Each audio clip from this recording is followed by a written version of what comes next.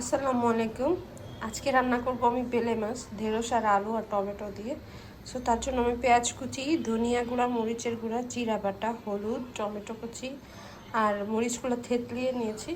এরপর তেল দিয়ে আমি ভালো করে চটকিয়ে নিচ্ছি।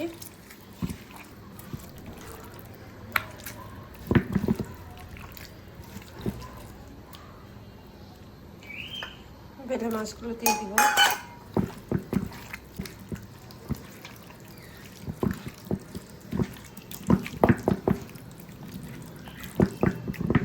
এবার মাছগুলো আমি আলাদা উঠিয়ে রেখে তরকারিগুলো মশলার সাথে মাখিয়ে নেব। এর মধ্যে আমি ঢেঁড়সের আলুটা মাখিয়ে নিচ্ছি।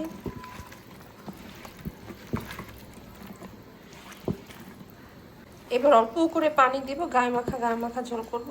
আর তার উপরে মাছটা দিয়ে দিব, দিয়ে ঢেকে দিব। ব্যাস হয়ে যাবে আমার ঝটপট সহজ উপায়ে ছোটো মাছ রান্না। ঢেঁড়স দিয়ে রান্না করবেন আর লাস্টে নামানোর আগে একটু ধনেপাতা দিবেন।